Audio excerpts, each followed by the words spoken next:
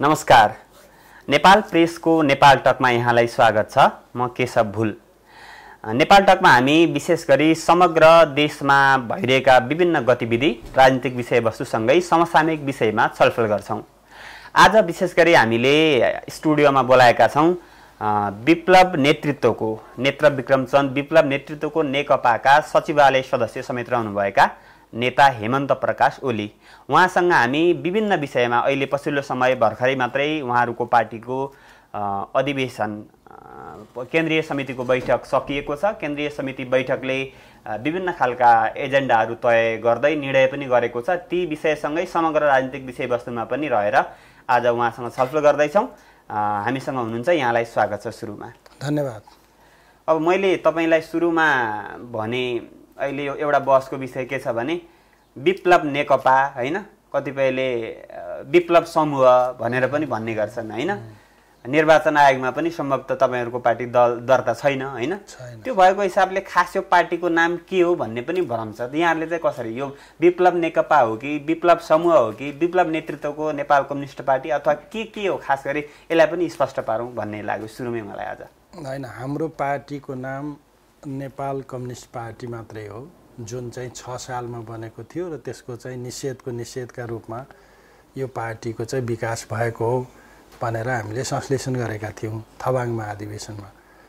थबाङ महाधिवेशनबाटै हामीले नेकपा मात्रै राख्ने भन्ने निर्णय गर्यौँ। त्योभन्दा पहिले नेकपा माओवादी भन्ने थियो हाम्रो, अथवा ड्यास माओवादी पनि भन्थे पहिला। त्यसपछि माओवादी मात्रै भयो। र यहाँ आइपुग्दाखेरि चाहिँ अलिकति चाहिँ यसलाई समूह जस्तो आदि इत्यादि जस्तो जो भनिएको छ, समूह चाहिँ होइन, यो पार्टी नै हो, दल नै हो र एउटा क्रान्तिकारी अग्रदस्तका रूपमा हामीले यसलाई विकास गर्न खोजेका थियौँ र छौँ। यो पार्टीभन्दा पनि बढी महासचिव अथवा विप्लव भनेर चाहिँ बढी चर्चामा आयो होइन। यो पार्टीले नै त्यसरी एक्सपोज गरौँ, बाहिर ल्याउँ भन्ने हिसाबले हो कि अथवा मिडियाले यसरी ल्याइदिएको के हो चाहिँ यो खास? होइन, यो भयो के भन्दाखेरि चाहिँ कहिलेकाहीँ कस्तो हुँदो रहेछ भने पार्टीको नाममा अगाडि चाहिँ एउटा जोड्ने चलन थियो हाम्रो चाहिँ, नेकपा माओवादी, नेकपा एमाले, माले यस्ता खालका जो जोडिएको थियो, मसाल हिजो। त्यो कारणले पनि मानिसहरूले के गर्न थाले भने त्यसको ठाउँमा चाहिँ त्यस पार्टीको नेताको नाम जोड्न थाले, जसको कारणले चाहिँ यस्तो भएको हो। मिडियाहरूले पनि कहिलेकाहीँ त्यसो गर्छन् होइन। र फेरि अहिले बाहिर ल्याउनलाई त्यो हुन्छ। त्यसो भएको हुनाले विप्लव नेताका रूपमा एउटा अलि यो क्रान्तिकारी धाराको उसमा चाहिँ उनी प्रसिद्ध पनि भए, जसको कारणले त्यहाँ विप्लव समूह अथवा चाहिँ हामीलाई पक्राउ गर्दाखेरि पनि विप्लव आयो भन्ने खालको जो स्थिति बन्यो, त्यसको लागि मैले सर्वोच्च अदालतमा एउटा बयान दिएको थिएँ होइन। हाम्रो पार्टीको नाम विप्लव माओवादी अथवा चाहिँ अरू होइन कि नेपाल कम्युनिस्ट पार्टी हो, यसको नेताको नाम विप्लव हो भनेर चाहिँ मैले त्यहाँ अलि विस्तृत रूपमै बयान दिएको थिएँ। पार्टी त भन्नुभयो होइन, तर एउटा पार्टी भन्नका लागि एउटा नीति नियम कानुनको परिधिमा बस्नुपर्ने होला भन्न खोजेको मैले। निर्वाचन आयोगमा दर्ता भएपछि मात्रै त्यसलाई राजनीतिक दलको मान्यता दिने प्रावधान छ अहिलेको नेपालकै कानुनलाई हेर्दाखेरि। यहाँहरूले आफूलाई पार्टी भन्नुभयो, विप्लव समूह भन्दा पनि चित्त दुखेको जस्तो कुरा गर्नुहुन्छ। खास चाहिँ त्यतातिर दर्ताको प्रक्रियामा किन नगएको, अथवा दर्तामा नजाँदै आफूलाई पार्टी भन्नुपर्छ भन्ने धारणा चाहिँ कसरी हो यहाँहरूको? होइन, हामीले त 2069मा यो पार्टी विद्रोह गर्दा नै के भनेका थियौँ भने हामी यो संसदीय व्यवस्था पनि मान्दैनौँ, यो व्यवस्थालाई मान्ने जुन चाहिँ संविधान र कानुन बनेका छन् ती पनि मान्दैनौँ भनेर विकल्पका रूपमा प्रस्तुत गरेका हौँ। यो संविधान पनि हामीले खारेज गरेर अथवा चाहिँ त्यहाँ जलाएर हामीले नयाँ पार्टी गठन गऱ्यौँ। त्यसको साथसाथै चाहिँ हामीले नयाँ सत्ताका रूपमा सन्तोष बुढा मगरकै नेतृत्वमा चाहिँ जनपरिषद पनि गठन गऱ्यौँ। त्यस्तै व्यवस्थापिकाका रूपमा हामीले चाहिँ हाम्रो उमा भुजेललाई चाहिँ सभामुख बनाएर पनि त्यहाँ गयौँ भनेदेखि चाहिँ हामीले त अलग स्टेटका रूपमा आफूलाई अथवा चाहिँ वैकल्पिक स्टेटका रूपमा विकास गर्न खोजेका हौँ। त्यसकारणले हामीलाई यो संस्थामा यो व्यवस्थामा दर्ता गर्नुको कुनै आवश्यकता थिएन र हामी आवश्यक पनि ठान्दैनौँ र चाहिँ यो जनताद्वारा तपाईको स्वीकृत गरिएको पार्टी हो। त्यति बेला त यहाँहरूलाई भनौँ न त्यो कसैबाट दर्ता गर्न पनि जरुरी थिएन अथवा संसदीय व्यवस्था जरुरी भएन भन्ने लागेको थियो होइन। अहिले बिस्तारै आउँदै गर्दाखेरि त्यही संसदीय व्यवस्थाको बाटोतिर जान खोजेको जस्तो अग्रसरता देखियो नि त अहिले। जस्तो तपाईँकै पार्टीकै नेता, पार्टीकै तपाईँ पनि सचिवालयको नेता भइसकेपछि भर्खरै पनि पार्टीका प्रवक्ता प्रकाण्ड नै निर्वाचन आयोग पुग्नुभयो। त्यो हुँदाखेरि त अब त बिस्तारै बिस्तारै त्यही बाटोमा जान खोजेको भन्न मिल्छ अब? होइन, अब हामीले अहिले 8औं केन्द्रीय समितिको 12औं बैठकमा जो कपिलवस्तुमा बस्यो त्यसले के निर्णय गरेको छ भन्दाखेरि चाहिँ अहिले हामीले निर्वाचनमा भाग लिँदैनौँ र पार्टी पनि दर्ता गर्दैनौँ भन्ने निर्णय गरेको छ। त्यसो भए निर्वाचनमा भाग नलिने र चाहिँ भण्डाफोरमा जाने जुन निर्णय गर्यो त्यसलाई उल्लङ्घन गरेर जुन प्रवक्ता जसरी चाहिँ मतलब निर्वाचन आयोग महासचिवकै निर्देशनमा उहाँ निर्वाचन आयोगमा जानुभयो। यसले गर्दाखेरि के सङ्कट पैदा गरेको छ हाम्रो पार्टीमा भन्दाखेरि चाहिँ यो वास्तवमा उहाँहरूले मतलब बैठकको उल्लङ्घन गर्नुभयो, निर्णयको उल्लङ्घन गर्नुभयो र यो अनुशासनको विषय हो भनेर हामीले सचिवालय बैठकमा राखिसकेका छौँ। त्यसकारणले यो तरिकाले जो जान्छ, निर्णयका विरुद्ध जो जान्छ, त्यो पार्टीको चाहिँ अनुशासनभन्दा बाहिर गइसकेपछि त्यो पार्टीको अधिकारी पनि हुँदैन, बिस्तारै त्यो किसिमले जान्छ। तपाईँले संसदीय व्यवस्थामा हामी दर्ता गर्दैनौँ अथवा पार्टीलाई आधिकारिक बनाइरहन जरुरी छैन भन्ने जुन कुरा गर्नुभयो नि, त्यो गर्दै गर्दाखेरि त अहिले यहाँले त्यही संसदीय व्यवस्थाकै उपयोग गर्ने अभ्यास त गरिरहनु भएको छ नि त होइन? अभ्यास गरिरहेका छैनौँ र हाम्रो पार्टीको केन्द्रीय समितिको बैठकले 12औं बैठकले यो संसदीय व्यवस्थाको निर्वाचनमा भाग नलिने र पार्टी पनि दर्ता नगर्ने भन्ने जुन निर्णय गरेको छ त्यसअनुसार चाहिँ हामी संसदीय व्यवस्थाको भण्डाफोर गर्ने र वैज्ञानिक समाजवादी व्यवस्थाका लागि चाहिँ हामीले मतलब पक्षपोषण गर्ने भनेर जे कार्यक्रम बनाएका छौँ त्यो कार्यक्रमको विपरीत अथवा त्यो निर्णयको विपरीत जो अहिले काम प्रवक्ताबाट र मतलब महासचिवबाट भइरहेको छ त्यो विषय पार्टीको अनुशासनको विषय हुनुपर्छ भनेर हामीले राखिसकेका छौँ र त्यस अनुरूप मतलब जसरी जान्छ त्यो चाहिँ मतलब पार्टीको चाहिँ आधिकारिक धारणा हुँदैन। आधिकारिक त पार्टीको निर्णय र नीति हुन्छ। पार्टीको महासचिवले नै त्यो खालको तयारी गर्दाखेरि अथवा उहाँकै पहलमा त्यो भइरहँदाखेरि अब पार्टी केलाई भन्ने, महासचिवलाई भन्ने कि अथवा हेमन्त प्रकाश ओलीलाई भन्ने कि अथवा सन्तोष बुढालाई कोलाई भन्ने पनि त प्रश्न आउला नि त। यहाँले भन्नुभयो अहिले त्यो पार्टीको होइन भनेर, तर पार्टीको जो प्रवक्ता र सचिवालयका 3 जना नै अहिले यो चुनावको पक्षमा उभिएको भन्ने कुरा केन्द्रीय समितिमा छरपष्टै भएको कुरा हो। त्यो हुँदाखेरि अब के हुन्छ यस्तो अवस्थामा? अनि यस्तो अवस्थामा त 2 लाइन सङ्घर्ष चल्छ होइन, 2 लाइन सङ्घर्ष चल्छ। अर्थात् के हुन्छ भन्दाखेरि जुन पक्षले जसले चाहिँ निर्णयहरूको उल्लङ्घन गर्छ त्यसलाई केन्द्रीय समितिले कारबाही गर्नुपर्छ, किनभने यो निर्णय केन्द्रीय समितिले नै गरेको हो र मतलब सर्वशक्तिशाली चाहिँ केन्द्रीय समिति नै हुन्छ। त्यसो भए हुनाले पार्टीको केन्द्रीय समितिका निर्णयहरूको विरुद्ध जाने कसैको अधिकार हुँदैन, या त्यो महासचिव होस् या कुनै पनि चाहिँ त्यसका सदस्यहरू हुन्। त्यसको निर्णयअनुसार नै अहिले जानु पर्ने आवश्यकता हुन्छ। त्यसअनुसार नगएमा त्यो अनुशासनको विषय बन्छ। कसरी अब बन्ने त भन्नुभयो, कारबाही हुन्छ भन्नुभयो, खास कसरी अबको प्रक्रिया के? उहाँहरू त आफ्नो पहल गरिरहनु भएको छ, प्रधानमन्त्रीलाई भेट्ने, निर्वाचन आयोगलाई भेट्ने, अन्य नेताहरूसँग भेट्ने, आफ्ना गतिविधिहरू त गरिरहनु भएको छ। कतिपय जिल्लामा त स्वतन्त्र उम्मेदवारी एक खालको यहाँको केन्द्रीय समितिकै नेताहरूले घोषणा गरिसकेका स्थिति छ। होइन, जुन खालको चाहिँ त्यो निर्णयको विपरीत जाने कार्य भयो त्यसमा पहिलो कुरा त चाहिँ प्रशिक्षणहरूमा पनि त्यो महासचिवबाट व्यक्त भयो। त्यो तपाईको चाहिँ निर्वाचन आयोगमा जाने कार्यबाट पनि व्यक्त भयो। त्यो तपाईँको चाहिँ अहिले निर्वाचनमा उम्मेदवारी दिने अथवा घोषणा गर्ने प्रक्रियाबाट पनि व्यक्त भएको छ। उम्मेदवारी त 12 गते दिइँदैछ, अनि त्यस प्रक्रियामा अरू के हुन्छ हामीले हेर्न बाँकी छ। तर यो सबै कुराहरू जे भइरहेछन् त्यो चाहिँ पार्टीको निर्णय विपरीत भइरहेका छन् र उहाँले चाहिँ फिर्ता लिएको जुन प्रस्ताव छ निर्वाचनमा भाग लिने अथवा त्यसको प्रयोग गर्ने, त्यस अनुरूप नै गइरहेछन् सुरुमा। तर त्यो त अस्वीकृत भएको छ।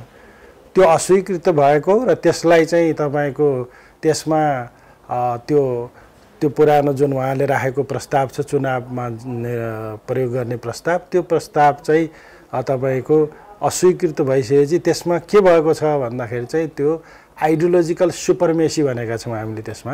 त्यसमाथि चाहिँ विचारधारात्मक सर्वोच्चता कायम भइसकेको छ। त्यसो भएको हुनाले यदि त्यो सर्वोच्चतालाई उल्लङ्घन गर्ने हो भने त्यसका आधारमा चाहिँ उहाँहरूलाई कारबाही गर्नुपर्ने हुन्छ। निर्णय त उहाँहरूले जस तपाईँहरूले बहुमतले भने जस्तो गर्नुभयो होइन, तर व्यवहार त आफूले जे प्रस्ताव ल्याएको थियो त्यही कार्यान्वयन हुने दिशातिर उन्मुख भइरहेको देखियो नि त होइन। त्यतातिर लान खोजेको प्रक्रिया के गर्नुहुन्छ त? कारबाही हुने इटिसी कुरा त भन्ने नभयो होइन, व्यवहार त कसरी जानुहुन्छ अब यहाँहरू? हामीले यस्तो भयो र चाहिँ अगाडि यसरी नै उहाँहरू जानुभयो भने यसलाई हामी के भन्छौँ भने यसलाई अख्तियार दुरुपयोग भन्छौँ। अधिकार लिएका भन्न खोजेको होइन कि व्यावहारिक हिसाबले कसरी जानुहुन्छ मतलब त्यसरी चाहिँ यसलाई अख्तियार दुरुपयोग भन्छौँ होइन। अब व्यावहारिक रूपले के हुन्छ भन्दाखेरि चाहिँ यदि उहाँहरूले यो निर्णयहरूलाई पालन गर्ने दिशामा, यो उल्लङ्घन गर्ने दिशामा गइरहनु भयो भने यसमाथि चाहिँ कारबाहीको प्रक्रिया अगाडि बढ्छ र त्यो प्रक्रियामा हामीले फेरि चाहिँ नयाँ ढङ्गले पार्टीको हेरफेर गर्नुपर्ने आवश्यकता हुन्छ। प्रक्रिया चाहिँ के हो? यसलाई अलि बुझिने तरिकाले भन्दाखेरि त्यहाँ अब होइन बुझिने तरिका बोलाउने अथवा बैठक बोलाएर फेरि के यो चाहिँ नियम कानुन भन्दा उहाँहरू बाहिर जानुभयो निर्णय भन्दा भनेर जाने कि अथवा जो निर्वाचनको विपक्षमा यहाँहरू हुनुहुन्छ उहाँहरू छुट्टिएर अलगिने कि अथवा कस्तो खालको हुन्छ प्रक्रिया बुझ्न खोजेको? होइन, त्यो चाहिँ पक्ष जसले चाहिँ निर्वाचनमा जाने कुरालाई वैधानिकता दिन चाहन्छ फेरि पनि अस्वीकृत भएको जुन प्रस्ताव छ त्यसलाई वैधानिकता दिन चाहनेहरू र एकातिर सो त हुन्छन् होइन, जसले मतलब धेरै जसो चाहिँ केन्द्रीय सदस्यहरूले अझ भनौँ 42 जना केन्द्रीय सदस्य र चाहिँ सल्लाहकारहरूले जे कुरा राखेका छन् उनीहरूले नयाँ ढङ्गले निर्णय गर्ने अधिकार हुन्छ। त्यहाँ चाहिँ यस्तो परिस्थितिमा त्यो आउन सक्छ। केही तयारी गर्नु भएको छ त्यस्तो खालको? अब बैठकै पनि महासचिवज्यूले त अब आफ्नो निर्णय विपरीत भनौँ न आफूले राखेको प्रस्ताव पारित भएन, अहिले कार्यान्वयनतिर जोड दिइरहनु भएको छ होइन। अब निर्वाचन आयोगमा दर्ता हुने बाटो पनि खुल्ला छैन, बन्दै भइसक्यो भन्दा हुन्छ। स्वतन्त्र हिसाबले केन्द्रीय स्तरका नेताहरू र जिल्लाका इन्चार्ज अथवा सचिव सेक्रेटरीहरू पनि निर्वाचनमा होमिने स्थिति देखिएको हुनाले उहाँहरू बिस्तारै अब मनोनयन दर्ता के कुराहरू पार्टीको नेकपा भनेर त जाँदैन त्यहाँ कुनै पनि हालतमा। त्यो भएको हिसाबले अब कहिलेसम्म यहाँहरू पर्खर हेरको अवस्थामा बस्नु? होइन, यस्तो हो, हामी पर्खर हेर सबै कुराहरू चाहिँ गहन तरिकाले हेरिरहेका छौँ होइन, तीखो नजरले हामीले हेरिरहेका छौँ र विषयलाई सही किसिमले मूल्याङ्कन गर्ने कोसिस गरिरहेका छौँ। आखिर रोग के हो भन्ने निदान गर्दैछौँ हामी चाहिँ। त्यसको साथसाथै चाहिँ हामीले समग्र प्रक्रियालाई पनि पर्खनु पर्दछ। उहाँहरू चाहिँ यो प्रक्रियामा अहिले एउटा चाहिँ मतलब स्वतस्फूर्त जान खोज्नु भएको हो कि निर्णय विपरीत जान खोज्नु भएको हो कि सचेत ढङ्गले के हो सबै हेर्दैछौँ हामी। त्यसको साथसाथै हामीलाई के लाग्छ भने यो सचेत ढङ्गले अघि बढ्न खोज्नु भएको छ उहाँहरू। जुन प्रस्ताव सुरुमा जो अस्वीकृत भयो त्यो प्रस्तावको पक्षमा नै उहाँहरू फेरि घुमेर जो जान खोज्नु भएको छ, यसले के देखिन्छ भन्दाखेरि चाहिँ पार्टी पुनर्गठनको समेत माग गर्न सक्छ। अहिले केन्द्रीय समितिको बैठकबाट आइसकेपछि सचिवालयको पनि बैठक बसेको भन्ने सुनिन्छ। यो बिचमा कतिको बैठक भयो छलफल, अनि छलफलमा उहाँहरूले के कुरा राख्नुभयो, यहाँले चाहिँ के कुरा राख्नुभयो भन्न मिल्ने भयो?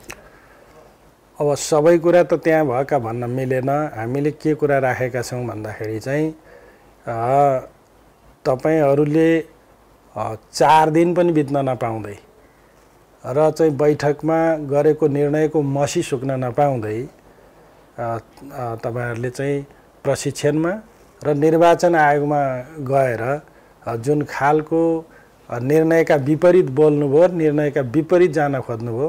यो सबै कुराले चाहिँ अनुशासनको उल्लङ्घन भएको छ, निर्णयको चाहिँ विपरीत हामी गएका छौँ र यसमा चाहिँ मोरल्ली तपाईहरुले सोच्नु पर्दछ, नैतिकताको हिसाबले तपाईहरुले सोच्नुपर्छ भनेर हामीले यति मात्रै भनेका छौँ। अहिले चाहिँ उहाँहरुको जवाफ चाहिँ के आयो त? उहाँहरुको जवाफ के छ भन्दाखेरि चाहिँ होइन, उहाँहरुको चाहिँ त्यो चोर दुलो जुन थियो होइन, अब स्वतन्त्र उम्मेदवारलाई सहयोग गर्न सकिने अथवा चाहिँ राष्ट्रियताका पक्षधर, एमसीसीका विरोधी र चाहिँ प्रगतिशील जनपक्षीय खालका कुनै उम्मेदवार भयो भने त्यसलाई चाहिँ समर्थन गर्न सकिने भन्ने चोर दुलोबाट ठुलै दुलो पारेर उहाँहरू अगाडि बढ्नु भएको छ होइन। त्यसलाई चाहिँ उहाँले प्रयोग गर्नुभएको छ, त्यो तर्क गर्नुभएको छ उहाँहरूले चाहिँ। होइन जाने भन्ने त हामीले गरेकै हो नि भन्ने खालको छ। त्यसको अर्थ हामीले केन्द्रीय सदस्यहरू पनि नजाने भनेका थियौँ, जिल्लाका सचिवहरू पनि नजाने भनेका थियौँ। त्यसको साथसाथै हामीले अहिले चाहिँ जस्तो 48-49 सालमा हामीले के भनेका थियौँ भन्दाखेरि ब्युरो सदस्य नजाने भनेका थियौँ। अहिलेका ब्युरो सदस्यहरू सबै जिल्ला समितिमा गएको हुनाले जिल्ला समितिसम्म पनि हामीले नलैजाउँ र त्यसभन्दा तल जनवर्गीय सङ्गठनका या तपाईँको चाहिँ पार्टी कुनै सदस्यहरू तिनीहरू छन् भने राजीनामा गरेर अथवा स्वतन्त्र भएर जान सक्छन्, तिनलाई पनि समर्थन गर्न सकिनेछ भनेर हामीले भनिसकेका थियौँ। अब यो हेर्दाखेरि यहाँहरू अहिले जो निर्वाचनको विपक्षमा हुनुहुन्थ्यो नि, उहाँहरूलाई कारवाही गर्ने अथवा फकाउने पनि काम भइरहेको छ आन्तरिक रूपमा भन्ने खालको जानकारी हामीले पाएका थियौँ। के छ यहाँलाई जानकारी, त्यस्तो खालको भइरहेको छ? होइन, त्यो त मतलब हामीले पनि सुनिरहेका छौँ, देखि पनि रहेका छौँ। समग्र रूपले त्यही भने मैले, अधिकार प्राप्त व्यक्तिहरूले जुन चाहिँ अधिकारको दुरुपयोग गरिराख्नु भएको छ त्यो राम्रो कुरा होइन भन्ने निष्कर्षमा हामी छौँ। अथवा चाहिँ जसरी बुर्जुवा चुनावमा सामदाम दण्डभेदको जो नीति अपनाउँछन् त्यो नीति पनि त्यहाँ भित्र प्रयोग भइरहेको छ भन्ने हामीले पनि जानकारी प्राप्त गरेका छौँ। त्यस्तो नहोस् भन्ने कुरामा नै हामीले पहिलेदेखि नै कुराकानी गरिरहेका छौँ र अहिले पनि हाम्रो के भनाइ छ भन्दाखेरि चाहिँ उहाँहरूले त्यसो गर्नु शोभनीय कुरा होइन। एउटा क्रान्तिकारी पार्टीको लिडरहरूले त्यस किसिमले जाने भनेको चाहिँ पार्टीलाई चाहिँ बरकरार राख्ने अथवा चाहिँ त्यसलाई सुदृढ गरेर राख्न सक्ने स्थिति हुन सक्दैन। विभिन्न सञ्चार माध्यममा पनि समाचारहरू आए, यहाँलाई पनि थाहा होला होइन।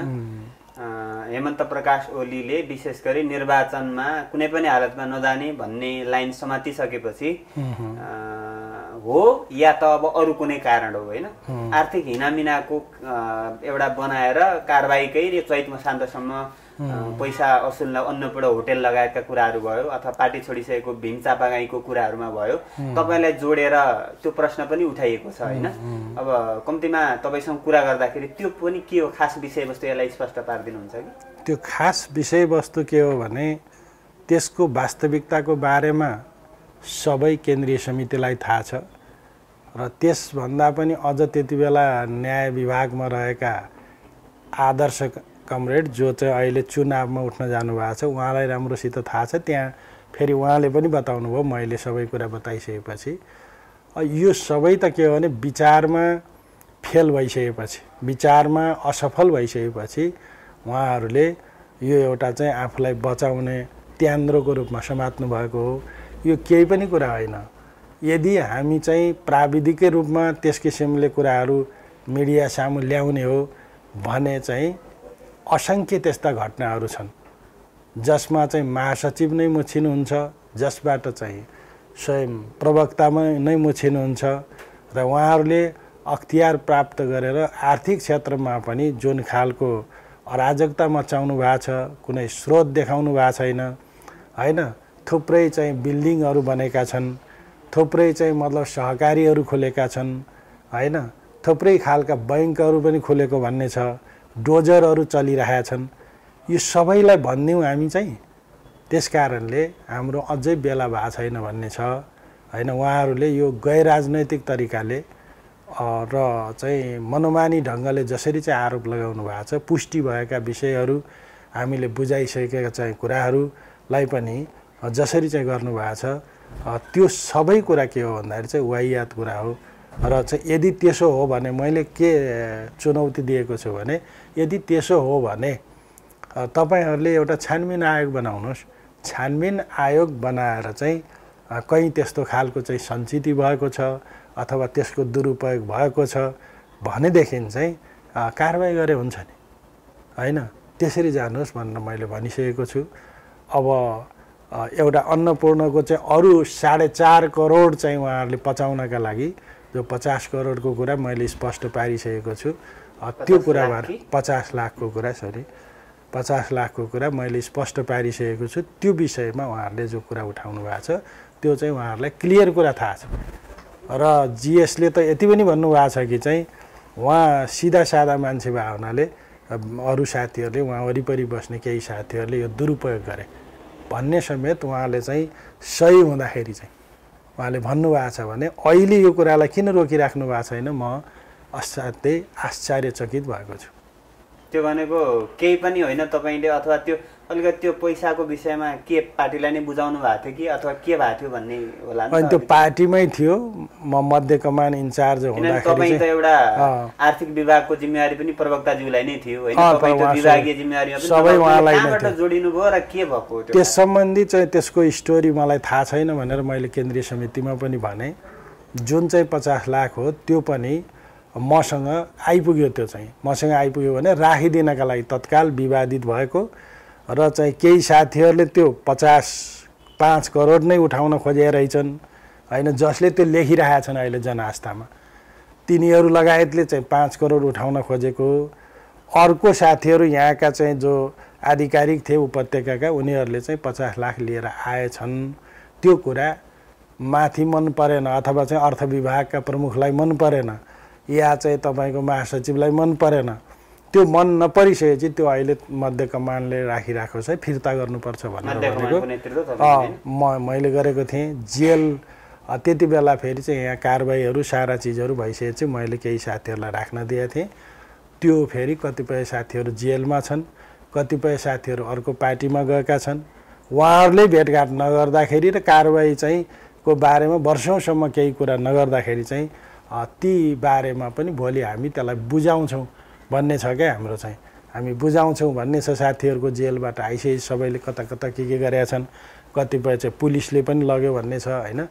यस्ता कुराहरू जो छन् यी सबै कुरालाई ध्यान दिँदाखेरि चाहिँ वास्तवमा यो फत्तुर लगाउनका लागि जे काम गरिएको छ यो गलत कुरा हो भन्ने कुरा त प्रष्टै छ त्यो त हैन। त्यस्ता कुरा चाहिँ यदि त्यही कुरा नै ल्याउने हो भने त हामी थुप्रै चाहिँ जनआस्थाका किशोर श्रेष्ठहरूसित गएर लेखाइदिन सक्छौँ। अनि भीम चापागाईसँग जोडेर पनि यहाँलाई 77 लाखको कुरा अर्को जोड्या छन्। तपाईँ जेलमा हुँदा पनि बाहिर चन्दा उठाउन लागेको अथवा पैसा उठाउन लाएर असुलेको भन्ने खालको पनि आरोप छ। त्यो चाहिँ के हो? होइन त्यो त कस्तो हुँदो रहेछ भने मान्छे मन परुन्जेलसम्म त्यही मान्छेलाई असाध्य चाहिँ उहाँहरूले खटाउनु भयो, लगाउनु भयो। उहाँ चाहिँ मतलब रातो खबरको व्यवस्थापनमा त्यहाँ काम गरिराख्नु भएको थियो, महत्त्वपूर्ण काम पनि गर्नुभएको थियो। त्यस क्रममा सायद कतिपयले उहाँबाटै उठाएर घरको तला पनि थपेका छन् जसले जनआस्थामा लेख्न लगाएका छन्। त्यो भने पार्टीकै नेताहरू जसले अहिले चाहिँ उहाँको समर्थन गरिरहेका छन् हैन। चुरीफुरी बढी गरिरहेका छन्। त्यस्ता चुरीफुरी गर्नेहरूले नै सबभन्दा बढी उठाएर चाहिँ त्यो खालको गरिरहेका छन् उहाँबाटै हैन। अब उहाँले चाहिँ मतलब मसित चाहिँ अहिले जोडिएको भनेको पछिल्लो बेलामा यसो वार्तासार्ता गर्न जाँदा बाइक थियो उहाँको चाहिँ। बाइकमा म त्यही कुरा भनेको छु त्यहाँ पनि। अब आम जनताका बिचमा पनि भन्नुपर्ने भयो कि त्यही बाइक चाहिँ प्रयोग गरेर ल नभनेर चाहिँ उहाँलाई गरेको हो। अब साथीहरूसित गाडी छन्, हामीसँग चाहिँ मतलब पैदल हिँड्नुपर्ने हुन्छ। त्यो अवस्थामा बाइक एउटा साथीको चाहिँ उहाँ कार्यक्षेत्रमा पनि नखटिरहेको अवस्था चित्त नबुझेर त्यो अवस्थामा चाहिँ मैले बाइकको प्रयोग गरेको हो। त्यही सन्दर्भमा चाहिँ उनीहरूले पुराना हिसाब ल्याएर उहाँलाई बुझाएका छन्। त्यही किसिमले चाहिँ उनीहरूले जसरी आरोप लगाएका छन् त्यो पनि फत्तुर मात्रै हो। मैले त भनिसकेको छु यो सबै केही छ भनेदेखि चाहिँ मबाट म चाहिँ त्यसको चाहिँ दोष अथवा त्यसको चाहिँ मतलब कारबाहीको भागी त भइहाल्छु। ल गर्नु नि त भनेर त भनेको छु, तर त्यो गरिराख्नु भएको छैन फेरि त्यस कारणले यो के हो भने आफ्ना कहिलेकाहीँ कस्तो हुँदो रहेछ भने आफ्ना ठुला ठुला चाहिँ भ्रष्टाचारका काण्डहरूलाई चाहिँ गर्न साना साना कुराहरू देखाउँछन् नि, त्यो कुरा हो। निश्चय नै फेरि त्यसप्रति जिम्मेवार हुनु हुँदैन भन्ने मेरो होइन। तर कस्तो हो भन्दाखेरि चाहिँ जुन प्रक्रियामा भएको छ, भर्खर जेलबाट आएको छ, सारा गरेको छ, ती कता कता चाहिँ गडबडी भएका छन्, तिनलाई सम्हाल्दैछ, त्यसमा चाहिँ नेतृत्वले अझ चाहिँ मतलब सहयोग गर्नुपर्ने स्थितिमा भयो कस्तो त भन्दाखेरि चाहिँ अझ चाहिँ त्यसलाई चर्काइदिने र चाहिँ मतलब त्यसलाई बदनाम गर्ने किसिमले जो आएका छन्, यसको हिसाब किताब त इतिहासमा भइहाल्छ। तपाईँ यो निर्वाचनको विपक्षमा खरो रूपमा उत्रिएपछिकै यो एउटा रिस सान्नलाई अथवा किनारा लाउनलाई गरिएको अभ्यास हो भन्न मिल्छ सबै? एकदम त्यही अभ्यास हो र त्यो अभ्यास अन्तर्गत नै यो एउटा प्रयास गरिएको छ।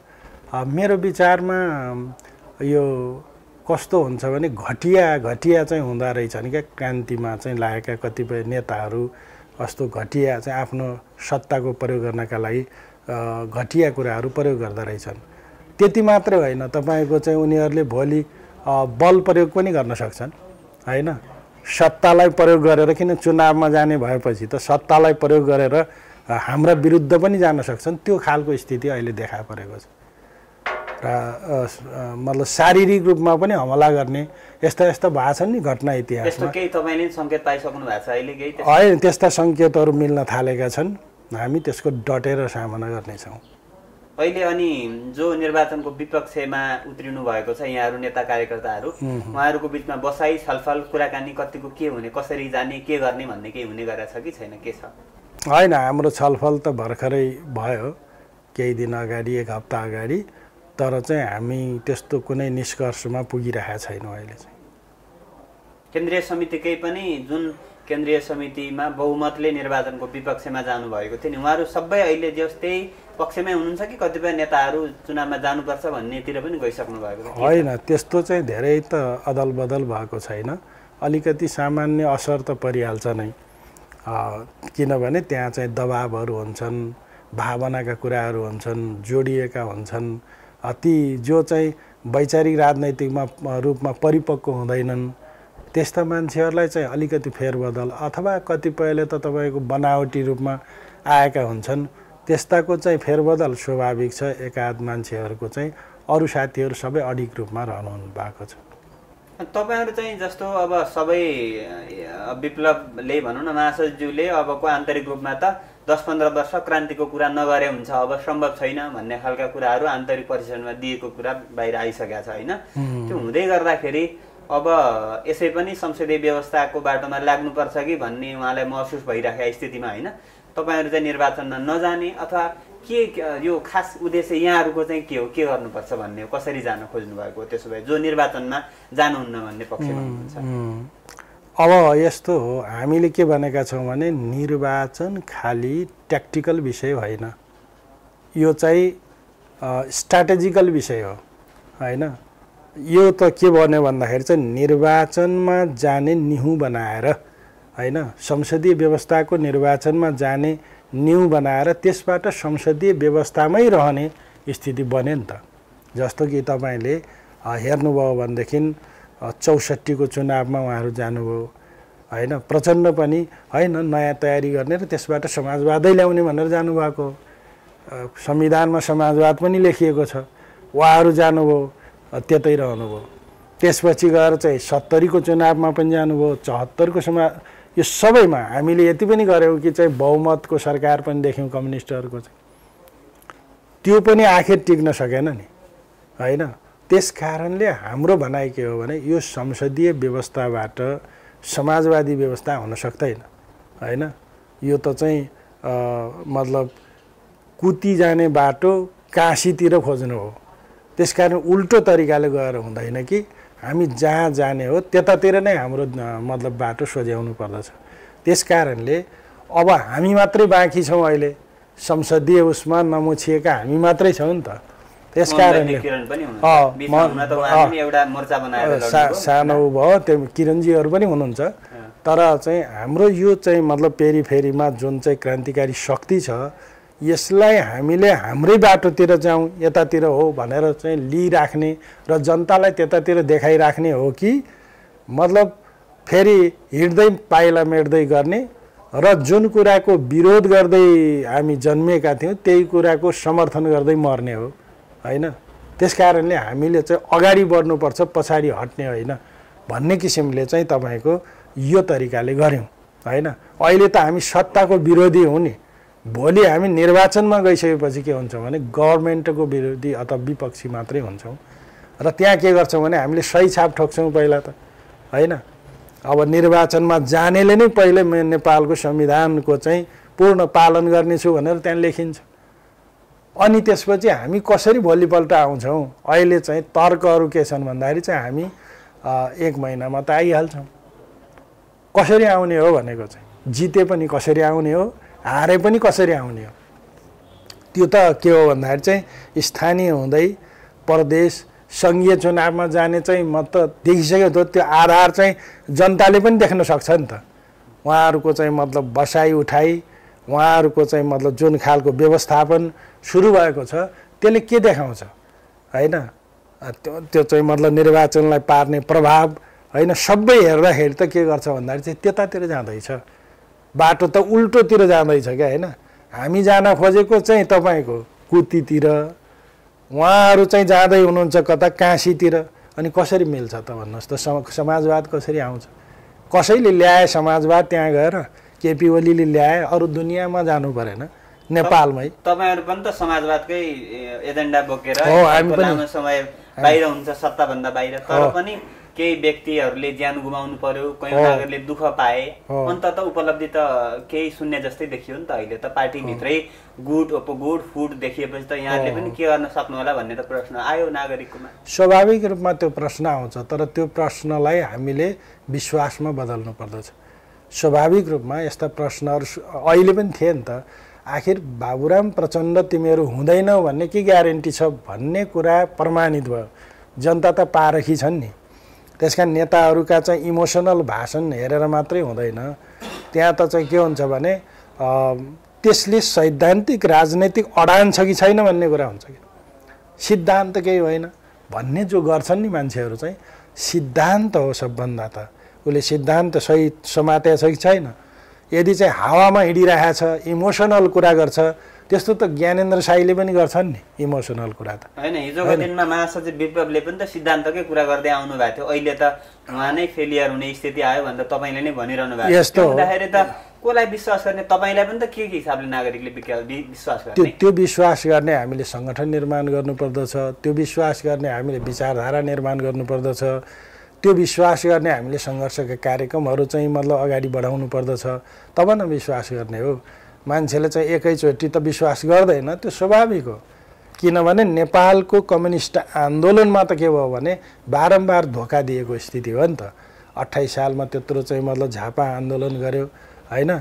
केपी ओलीहरू, झलनाथ खनाल, सीपी मैनाली त्यसका नेतै थिए हैन, मोहनचन्द्र अधिकारीहरू, तिनीहरू गए फेरि जनपक्षीय उम्मेदवार भनेर गइहाले। हेर्नुहोस् है, 39 सालदेखि चाहिँ 40 सालदेखि जनपक्षीय उम्मेदवारमा गए तिनीहरू चाहिँ। फेरि अब हामीले पनि चाहिँ सशस्त्र सङ्घर्ष गऱ्यौँ हैन, र चाहिँ 10 वर्षको सशस्त्र सङ्घर्ष गरेर त्यहाँ गयौँ, शान्ति प्रक्रियामा आयौँ, फेरि त्यहीँ गयौँ, त्यही आहालमा डुब्यौँ। यो राज्य सत्ता जस्तो थियो त्यस्तै छ। करिब राणाहरूले चलाएको जे थियो, राजाले त्यसलाई अलिक डेभलप गरे हैन, त्यही राजाले चलाएकै चाहिँ मतलब राज्य मेसिनरीमा हामी चलिरहेका छौँ। एउटा दुनियाँलाई के भ्रम छ भन्दाखेरि चाहिँ राज्य सत्ता भनेको सरकारमा मान्छे आएपछि भइहाल्यो भन्ने जो छ नि त्यो होइन। राज्य सत्ता भनेको 6वटा चिज हुन्छन्। 1 नम्बरमा सरकार हुन्छ, 2 नम्बरमा सेना हुन्छ, 3 नम्बरमा प्रहरी हुन्छ, 4 नम्बरमा तपाईँको प्रशासन हुन्छ, 5 नम्बरमा अदालत हुन्छ, 6 नम्बरमा जेल हुन्छ। यी कुराहरू यथावत राखेपछि के हुँदो रहेछ त भन्दाखेरि चाहिँ हैन, प्रधान सेनापति हटाउने होइन कि प्रधानमन्त्री हट्नुपर्छ। त्यहाँ चाहिँ पुरानै थियो नि त, त्यो त नयाँ बनाएको भए पो त्यसले सपोर्ट गर्थ्यो हैन। त्यहाँ के हो त भन्दाखेरि चाहिँ बहुमतको 2/3 सरकार हुँदा हुँदै पनि केपी ओलीले बालकोट सर्नुपर्ने हुन्छ हैन, त्यसको ठाउँमा प्रधानमन्त्री चाहिँ उ भएर जानुपर्ने हुन्छ।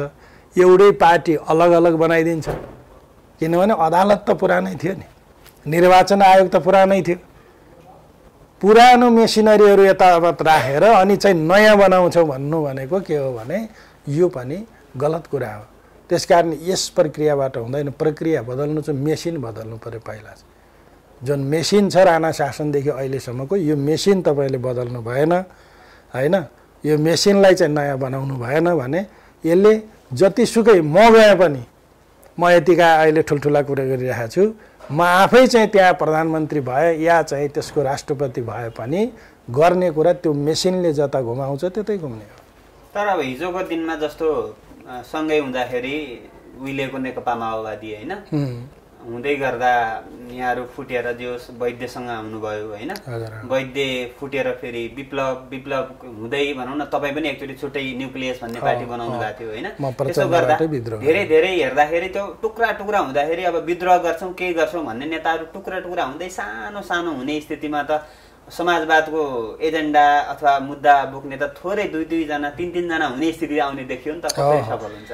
सफल गर्छौँ हामी चाहिँ। कसरी सफल गर्छौँ भने यो सबै साथीहरूलाई कहीँ न कहीँ चित्त बुझेको छैन हैन, जो टुक्रा टुक्रा हुनुभएको छ।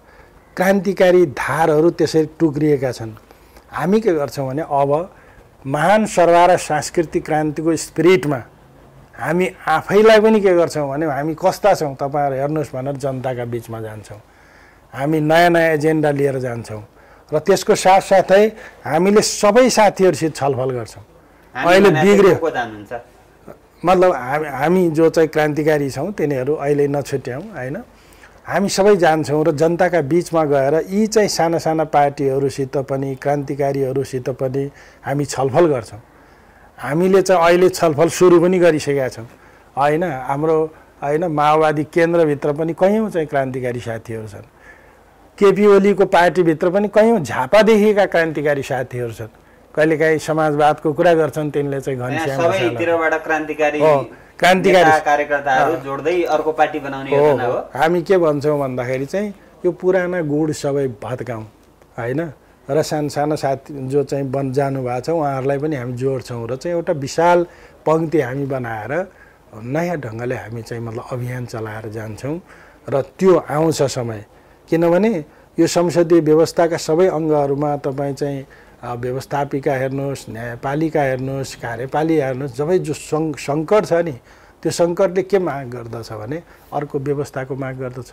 अर्को व्यवस्था त यिनले दिन सक्दैनन्, त्यसभन्दा चाहिँ राम्रो बेहतर प्रजातन्त्र पनि हामी दिन सक्छौँ, त्योभन्दा राम्रो व्यवस्था पनि हामी दिन सक्छौँ। विप्लव प्रकाण्डहरू पनि त्यहाँ अट्ने सम्भावना टरिसक्यो होइन। उहाँहरूले चाहिँ होइन त्यस्तो खालको हुँदैन। उहाँहरूलाई चाहिँ हामीले सकेसम्म अहिले पनि ट्रान्सफर्म हुनुपर्छ भनिरहेका छौँ, रूपान्तरण हुनुपर्छ भनिरहेका छौँ। यदि रूपान्तरण हुनु भएन र तपाईँलाई चाहिँ मतलब मन परेको दलदल नै हो भने त हाम्रो हात छोडिदिनु होला हैन। तर हामीले के भन्छौँ भन्दाखेरि सकेसम्म त्यो दलदलतिर नजानुहोस् हैन। दलदलमा गइसकेपछि तपाईँ जति उफ्रिनुहुन्छ त्यति तल जान्छ त्यो चाहिँ हैन। त्यसकारणले त्यहाँ गएर हामीलाई फाइदा हुँदैन, हामी पनि त्यहीँ डुब्ने हो। त्यसकारणले हामी हाम्रो बाटो लाग्छौँ। त्यस्तो भएपछि चाहिँ हामीले भनिसकेका छौँ। त्यसैले उहाँहरूलाई पनि हामीले के भन्छौँ भन्दाखेरि तपाईँ ट्रान्सफर्म हुनुपर्दछ। तपाईँहरू त फेरि किन डराउने, नडराउनुहोस् भनेको हो क्या चाहिँ हामीले। किन थरथर काँपिराख्नु भएको छ, मर्ने त हो अब चाहिँ 60 को चाहिँ वरिपरि हामी आइसकेका छौँ। अहिले मर्न पाइयो भने त यो त चाहिँ गौरवको कुरा हो नि। अब बुढो भइयो यसो आफ्ना सहकर्मी साथीहरू सांसद हुन थाले, मन्त्री हुन थाले, प्रधानमन्त्री हुन थाले, त्यसो लोभ पनि लाग्ला नि त। तपाईँलाई त्यस्तो लाग्दैन अब यसो उमेर पनि ढल्किँदै गयो त्यसो आशा होइन? उहाँ गए पनि त्यही गाडी चढ्ने हो, गाडी चढ्न दिएकै छौँ हामीले हैन। राम्रै गाडीमा चढिराख्नु भएको छ साथीहरू। हामी सबै हिँडेर धुलो खाएर पनि उहाँहरूलाई दिएकै छ नि त। अनि दुईटा गाडी पनि चढिराख्नु भएको छ। घर पनि अब राम्रो बनाइसक्नु भयो। किन बनाउनु भयो? एउटा घर त ठिकै छ हैन, धेरै घर नबनाउनुहोस् भन्ने हो हैन, धेरै सञ्चित पनि नगर्नुहोस् भन्ने हो हैन। किनभने जनताको रगत पसिना त्यसमा चाहिँ त्यो 17,000 र अहिले चाहिँ 12 जना अरू भइसकेपछि 17,000 12 जना चाहिँ मान्छेहरूको रगत पसिना छ। त्यो रगत पसिनालाई दुरुपयोग गर्न हुँदैन। पहिलाकाल त गरे हामी नगरौँ भन्ने कुरा हो। त्यसो भन्दै पनि चाहिँ अब भिडबाटै छरिन खोज्नुहुन्छ भने त हामी कहाँ थाप्न तयार छैनौँ।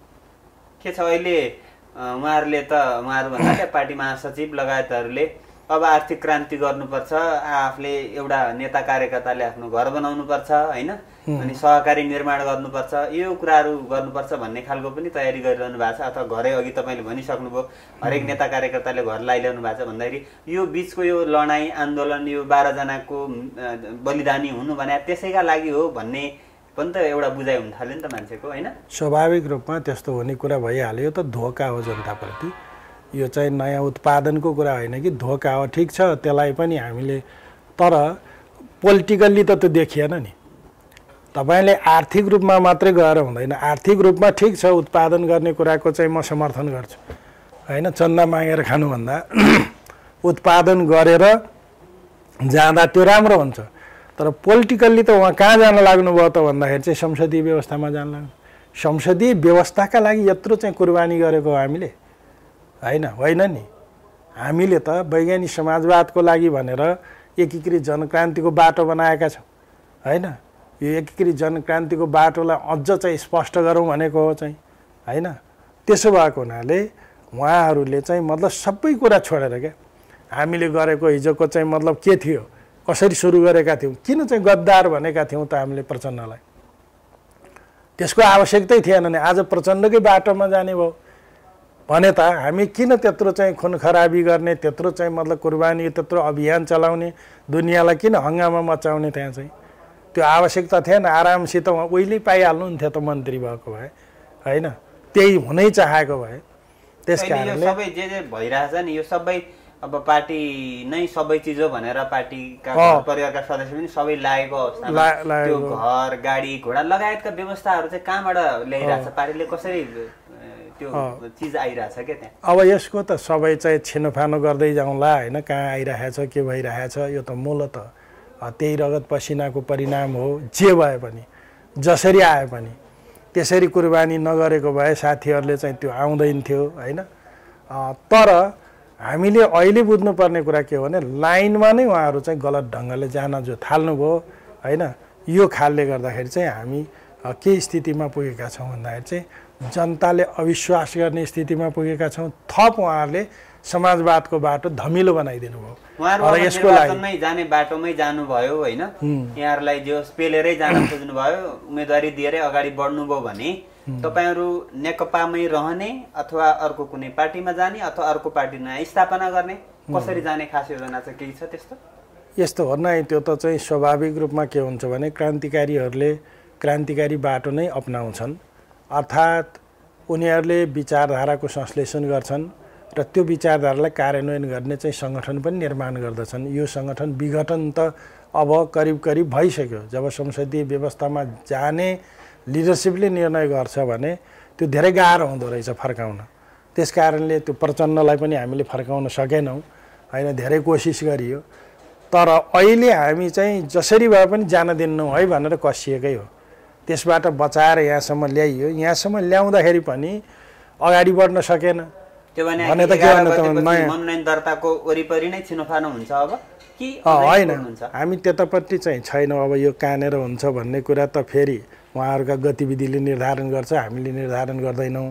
उहाँहरूले गतिविधि त्यस्तै गर्नुभयो भनेदेखि चाहिँ अब यो छिटै पनि हुनसक्छ होइन, अलि ढिला पनि हुनसक्छ होइन। त्यसो भए हुनाले हामीले हाम्रो तयारीका साथ त्यसलाई चाहिँ गरौँला भन्ने हामी लागेको छ होइन। तर हामीले अहिले त्यतापट्टि जान खोजेको होइन। अहिले मूल कुरा त चाहिँ पार्टीलाई अझ सुदृढ बनाएर अझ चाहिँ मतलब रूपान्तरण गरेर अगाडि जानुपर्छ, नेतृत्वलाई पनि रूपान्तरण गरेर जानुपर्छ भन्ने पक्षमा छौँ। भएन भने त चाहिँ हामीले एउटा रेभोल्युसनरी बाटो त चाहिँ बनाउनु पर्दछ, त्यसअनुसारको कार्यक्रम बनाउनु पर्दछ, त्यसको अनुसारको कार्यनीति बनाउनु पर्दछ र सङ्गठन त्यसलाई चाहिँ कार्यान्वयन गर्ने सङ्गठन पनि निर्माण गर्नुपर्दछ। तपाईँलाई त अर्को आरोप के छ भने यो केही प्रकाण्ड लगायतका नेताहरूले नेकपा एमालेसँग नै पार्टी एकता गर्नुपर्छ भन्ने खालको कुरा पनि बाहिर आयो होइन, अथवा उहाँहरूसँगै चुनावी तालमेल गरेर जानुपर्छ भन्ने पनि आयो। तपाईँले चाहिँ नि गर्नै पर्ने भए पनि प्रचण्डसँग गर्नुपर्छ अथवा वैद्य विप्लवसँग गर्नुपर्छ, वैद्यसँग भनौँ न, विप्लव त सँगै हुनुभयो, अथवा अब यदि उहाँहरू पेलेरै जाने स्थिति भयो भने पार्टीभित्रकै टिम लिएर वैद्यसँग एकता गर्ने कि अथवा प्रचण्डसँग मिल्ने तयारी गरिरहनु भएको छ भन्ने पनि आरोप छ नि त तपाईँलाई। त्यो सबै गलत कुराहरू हुन्, अफवाहहरू हुन्। हामीले चाहिँ त्यस्तो गर्नुपर्ने जरुरी छैन होइन। म त्यही कुरालाई नै भन्ने हो भने त हामी प्रचण्डसित भेट्न पनि उहाँहरूकै निर्णयअनुसार गएका छौँ। उहाँहरूले तपाईँ दुईजना पनि जानु पर्यो, भेटघाट गर्नु पर्यो भनेपछि चाहिँ हामी प्रचण्ड कहाँ भेटेका छौँ। माधव होइन, हाम्रो भेटघाट त बन्दीहरूको रिहाइका लागि हो, त्यसैलाई जोड गर्न हामी गएका छौँ। त्यसैले गर्दाखेरि चाहिँ त्यो पनि हाम्रो कुरा होइन। हाम्रो कुरा वैद्यजीतिर जाने या चाहिँ प्रचण्डजीतिर जाने त्यस्तो होइन, किनभने उहाँहरू को बारेमा पनि हामी स्पष्ट हुन जरुरी छ होइन। अब प्रचण्डजी कहाँ त चाहिँ हाम्रो झन् मिल्ने भएन, नत्र भने त यहीँ बसे भइहाल्यो नि। यहीँ बसेर उतातिर गए सिँगै पार्टी लिएर गए मान्नुहुन्छ बरु उहाँहरू चाहिँ, त्यो तर्क मिल्दैन। हामीले के गर्न चाहन्छौँ भने क्रान्तिकारी धारालाई बचाइरहन चाहन्छौँ, क्रान्तिको चाहिँ बत्ती निम्न दिन चाहँदैनौँ। त्यस कारणले क्रान्तिकारी पार्टी बनाइराख्ने प्रक्रियाबाट नै हामी अगाडि बढ्छौँ। अनि अहिले यो एमसिसीको पनि यहाँहरूले विरोध गर्नुभयो, तर पनि संसदबाट पास भइ नै हाल्यो होइन। पछिल्लो समय पनि एमसिसीका विभिन्न गतिविधिहरू अगाडि बढिरहेछन् होइन। यसमा के छ अहिले यहाँहरूको धारणा पार्टीको, अथवा पार्टीको पनि अब दुई लाइन सङ्घर्ष भइरहँदाखेरि तपाईँको लाइनको धारा के हो, विचारधारा अहिले यो विषयमा चाहिँ? होइन, यो त नेपालमा नेपाल सरकारले गम्भीर रूपले नेपाललाई औपनिवेशिक रूपमा स्थापित गर्यो। जब चाहिँ एमसिसीको यो कार्यक्रम सदनबाट पारित भयो होइन, एमसिए नेपाल चाहिँ को तर्फबाट चाहिँ यहाँ चाहिँ मतलब जो प्रस्ताव ल्याएर पारित गरियो, यसमा के गर्यो भन्दाखेरि चाहिँ यो देश चाहिँ नव औपनिवेशिक साबित भयो। अब चाहिँ यो चाहिँ भारतीय साम्राज्यवादको चाहिँ अहिलेसम्म अधीनमा त छँदैछ, त्यसमा पश्चिमाहरू अब थपिए भन्ने कुरा छ। र पछिल्लो अझ पनि चाहिँ जुन अनुदान 80 अर्बको आयो भन्ने छ, यो सबैले गर्दाखेरि पनि के देखिन्छ भने नेपाल चाहिँ अब अमेरिकाको एउटा चौकीका रूपमा पनि यहाँ विकास हुँदैछ। र चाहिँ अमेरिकन चाहना के छ भने नेपालको चाहिँ जलस्रोत र नेपालको चाहिँ खनिज पदार्थहरू जो लुट्ने गरी जो आएको छ त्यसलाई प्रश्रय दिने र चाहिँ फेरि यहाँबाट चाहिँ यो चौकी बनाएर यो एउटा चाहिँ मतलब युद्धस्थल बनाएर यहाँबाट चाहिँ उत्तरलाई जसरी आक्रमण गर्ने, जो बचेखुचेको समाजवादी देश छ त्यसलाई पनि आक्रमण गर्ने जो योजना छ, त्यो मकसद पुरा गर्नका लागि नेपाल सरकारले त्यसमा स्वीकृत गरेको छ। र यो वास्तवमा के हो भने साम्राज्यवादी मतलब जालमा फसेको हो चाहिँ, र नेपाल नव औपनिवेशिक भनेको छ। अन्तिमतिर अब कुराकानीको तपाईँले अब लामो समय अहिलेकै अब भनौँ न नेकपा माओवादी केन्द्रको अध्यक्ष लगायतहरूसँग पनि काम गर्नुभयो, बस्नुभयो पार्टीमा सँगै होइन।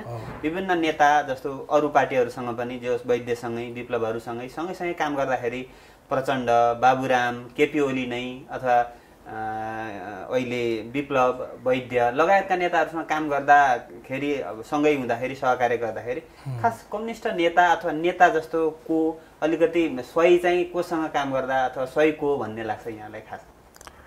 अब म आफै पनि चाहिँ मतलब वैद्यजीको चाहिँ चेलो नै हुँ होइन।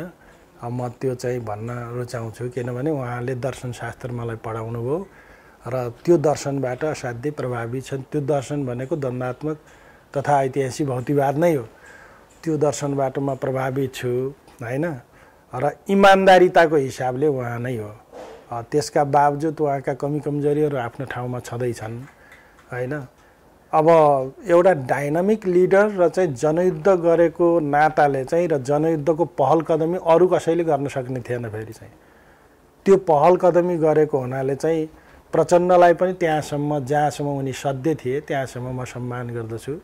त्यसपछि संसदीय भाषमा जब गए त्यसपछिको कुरालाई म घृणा गर्दछु र त्यसैले उहाँसँग काम गर्दाखेरि पनि मैले नराम्रो भएन, उहाँसँग चाहिँ राम्रै भयो। त्यति बेला माया गर्नुहुन्थ्यो, हामी अलि भर्खरका पनि थियौँ होइन।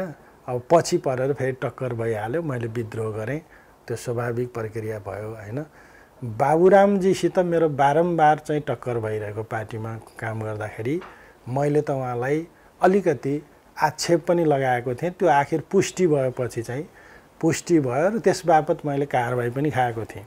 उहाँलाई चाहिँ आलोचना गरे बापत उहाँलाई त मैले मतलब तपाईँ विदेशीको एजेन्ट हुनुहुन्छ समेत भने मैले चाहिँ बैठकमा। त्यसैले गर्दा अहिले अब बढी पूर्वाग्रह पनि राख्नुहुन्छ। अब बाहिर चाहिँ उहाँ बोल्दाखेरि प्रकाण्डको नामै लिएर चाहिँ उहाँले रिहाईको माग गर्नुभयो। हाम्रो बारेमा कहिल्यै नाम लिनु भएन, त्यसको कारण पनि त्यो छ होइन। अब बाबुराम भट्टराईलाई मैले फेरि बौद्धिक नेताका रूपमा लिन्थेँ र उनीबाट सिक्ने प्रयत्न म गर्थेँ, तर उनको पूर्वाग्रहले कहिल्यै पनि अलि बढी नजिक चाहिँ छलफल गर्न मान्नु भएन उहाँले चाहिँ। त्यो खालको स्थिति रह्यो। र बादलजीसित पनि म धेरै बेर बसेँ। उहाँ पनि अलि भावनात्मक लिडर हो होइन। उहाँको चाहिँ अलि पढलेख गर्ने मतलब एउटा कालखण्डमा त उहाँले शास्त्रीय ज्ञान प्राप्त गरेको हो, त्यसलाई चाहिँ सधैँ चाहिँ सान लगाइरहने कुरा जो हुन्छ त्यो उहाँ गर्नुहुन्न। अर्थात् उहाँ अल्छी हुनुहुन्छ भन्ने मेरो आरोप छ होइन। त्यो खालको स्थिति छ। अब प्रचण्डको हेर्दाखेरि चाहिँ बढी अनुभववादी हुनुहुन्छ उहाँ चाहिँ, किनभने उहाँ डाइनामिक त हुनुहुन्छ, बिहानदेखि साँझसम्म मान्छेलाई भेट्नुहुन्छ, त्यो अनुभव त एउटा प्राप्त हुन्छ। तर अलिकति तार्किक र चाहिँ मतलब त्यसबाट त्यसलाई अलिक बौद्धिक बनाउने कुरामा चाहिँ उहाँको अध्ययन पुगेको छैन। अब झन् पुग्ने कुरा भएन। अब बाबुरामजी कस्तो हुनुहुन्छ भने पढ्ने बढी भेटघाट छलफल व्यवहार यो छैन, रुखो हुनुहुन्छ। त्यस कारणले उहाँ बढी वितण्डतावादी तर्कनावाद बढी हुने उहाँको त्यस्तो खालको हुन्छ। त्यसैले गर्दाखेरि चाहिँ यो खालका लिडरहरू छन्। अहिलेको महासचिव तपाईँको र अब हाम्रो महासचिवलाई मैले अब यहाँ धेरै त भन्न नहुने अहिले चाहिँ हाम्रो महासचिवलाई मैले के भनेको छु भने तपाईँ चाहिँ बढी भावनात्मक हुनुभयो होइन। रोमान्टिसिजम भन्छन् नि, रुमानी के होइन, क्रान्तिकारी रुमानी चाहिँ उहाँमा छ, त्यो राम्रो कुरा हो। तर त्यसलाई चाहिँ सिद्धान्त र राजनीतिमा नलैजाँदा त्यसले के गर्छ भने भावनातिर लैजान्छ र चाहिँ त्यसले गिराउँदै जान्छ। त्यस कारण भावना प्रधान भयो भने रेभोल्युसन हुँदैन।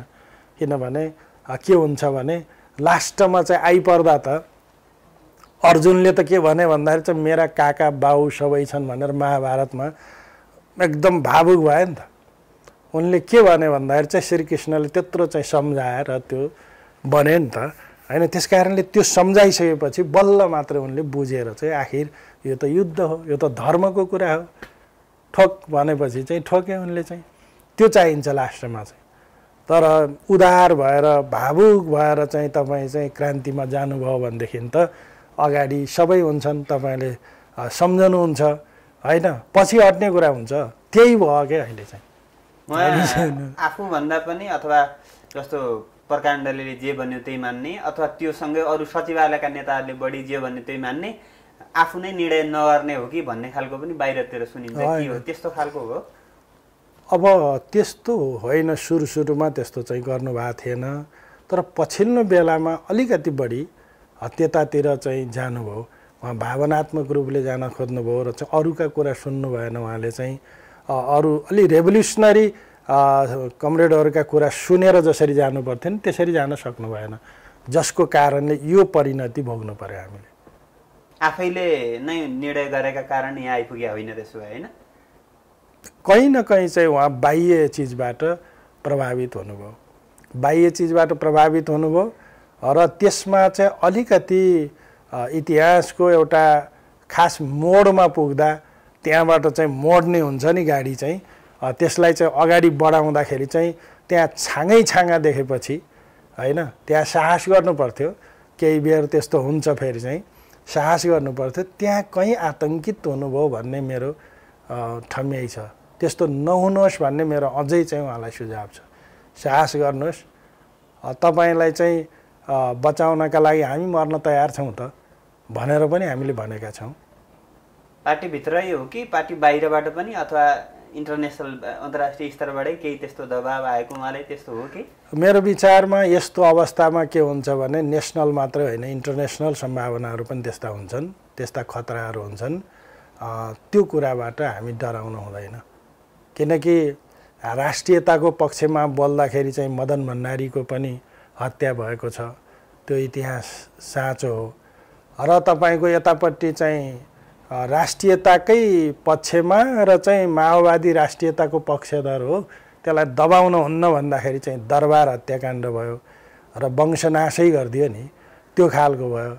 हामीले त त्यो इतिहासका खास खास मोडहरूबाट शिक्षा लिनु पऱ्यो नि, ऐतिहासिक मान्छेहरूबाट शिक्षा पनि लिनु पऱ्यो, त्यसबाट डगमगाउन हुँदैन होइन।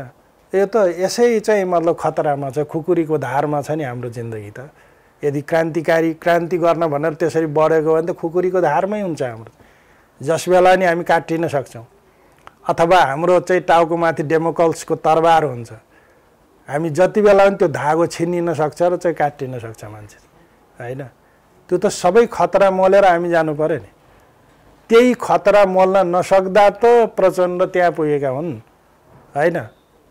12 बुँदेको वरिपरि जे भयो, 3 बुँदेको वरिपरि पनि त्यस्तै केही भयो। म त जेलमै थिएँ, म अहिले अनुसन्धान गर्दैछु, अहिले चाहिँ अनुमान गर्न के भयो यस्तो लिडरसिपलाई, हामीलाई के भएको हो यस्तो भन्ने चाहिँ आश्चर्यचकित छु म चाहिँ। तपाईँलाई पनि अब जस्तो अहिले अब जो पार्टी निर्वाचनको पार्टीका मुख्य नेता भनौँ न, महासचिव प्रवक्ताज्यूहरू निर्वाचनको पक्षमा जाँदै गर्दा तपाईँ लगायतका ठुलो टिम एउटा नजाने पक्षमा छ। हेमन्त प्रकाश ओली पनि खासै पार्टीमा धेरै टिकिरहने मान्छे रहेनछ, टिक्दैन यो मान्छे भन्ने पनि त ट्याग लाग्ला भन्ने चिन्ता लाग्दैन तपाईँ लामो समयदेखि हेर्दाखेरि? मलाई त्यस्तो कुनै पनि चिन्ता लाग्दैन, किनभने म द्वन्द्वात्मक तथा ऐतिहासिक भौतिकवादमा विश्वास गर्दछु। द्वन्द्वात्मक तथा ऐतिहासिक भौतिकवादले के भन्छ भने इतिहासको एउटा चेन खास चरण पुगेपछि त्यहाँ चाहिँ लिडरहरूको आवश्यकता पर्दछ, तिनीहरूले आँट गर्नुपर्दछ। कहिलेकाहीँ उनीहरू चाहिँ मतलब थोरै पनि हुन्छन्, त्यो बेलामा आँट गरेपछि फेरि धेरै हुन सकिन्छ। त्यसैले सत्य कुराको पक्षमा लाग्ने हो हामी चाहिँ। सत्यको चाहिँ कहिलेकाहीँ चाहिँ असत्य पनि हुनसक्छ, तर त्यसबाट सच्याएर फेरि चाहिँ सत्यकै बाटोमा अगाडि बढ्यो भने हाम्रो विजय अवश्यम्भावी हुन्छ भन्ने कुरामा म विश्वस्त छु। अहिले धर्मेन्द्र वास्तोला र तपाईँहरू जुनसुकै हालतमा पनि एकै पक्षमा उभिनु भएको छ होइन? अथवा सन्तोष बुढा मगर पनि यहाँहरूको पक्षमा हो कि अथवा उहाँ पनि निर्वाचनको उपयोगको पक्षमा हो, के हो सचिवालय? होइन, कञ्चन कमरेड र म त चाहिँ मतलब हामीले सैद्धान्तिक राजनैतिक रूपमा जे अध्ययन गरेका छौँ त्यसको आधारमा हामीले हाम्रा तर्कहरू राख्यौँ र हामी एक ठाउँमा भयौँ। हामी हुन्छौँ भनेर भएका छैनौँ, हामी छलफल गर्दै जाँदा हामी एक ठाउँमा भयौँ र हामीले क्रान्तिकारी धारालाई अघि बढाउनुपर्छ भन्ने र चाहिँ निर्वाचनमा जानु सैद्धान्तिक रूपले गल्ती हुन्छ भन्ने कुरा हामीले बतायौँ। हामी त्यता लाग्यौँ। सुरुमा चाहिँ कमरेड विषम अथवा चाहिँ सन्तोष बुढा मगरले पनि त्यो अडान राख्नु भएको थियो, अझ उहाँले त शब्द पनि बहिष्कारै प्रयोग गर्नुभएको थियो होइन। तर अब पछि चाहिँ छलफल गर्दै जाँदा उहाँलाई पनि सजिलै बाटो मन पर्यो, महासचिवले कन्भिन्स गरे पनि उहाँको आफ्नो कुरा पनि भयो होइन। त्यो ठाउँमा उहाँ पुग्नुभयो। अब त्यसमा चाहिँ हामी के बुझ्नुपर्छ भन्दाखेरि यो त ऐतिहासिक घडीहरूमा आफ्नो अडान राख्ने कि नराख्ने, सैद्धान्तिक रूपले सही बाटो लिने कि नलिने भन्ने कुरा हो, त्यसकै पहिचान हो यो त। र सुरुमा मान्छेहरूले कस्तो हुन्छन्, विज्ञान बुझ्न धेरै मान्छेहरूलाई कठिन हुन्छ। सुरुमा मार्क्स र एङ्गेल्स एक्लैले कम्युनिस्ट घोषणापत्रमा सही गर्नुभएको थियो। हुन्छ त आज यहाँले हाम्रो स्टुडियोसम्म आएर समय दिनुभयो, यहाँलाई धन्यवाद। हाम्रा विचारहरू राख्न दिनुभयो, त्यस कारणले नेपाल प्रेसलाई पनि हार्दिक धन्यवाद। हवस् त, आज हामीले नेपाल प्रेसको नेपाल टकमा अहिले निर्वाचनमा जाने कि नजाने भन्ने विषयमा बहस भइरहेको अथवा बहस गरिरहेको पार्टी नेकपा नेपाल कम्युनिस्ट पार्टीका सचिवालय सदस्य समेत रहनुभएका नेकपाका नेता हेमन्त प्रकाश ओली सुदर्शनसँग कुराकानी गऱ्यौँ। अर्को हप्ता हामी अर्को विषयवस्तु र अर्को अतिथिका साथमा आउनेछौँ। त्यहाँसम्मका लागि म केशव भुल पनि बिदा चाहन्छु। नमस्कार। सर्वश्रेष्ठ खाता खोलो है आज नै सर्वश्रेष्ठ बचत र मुक्ति खाता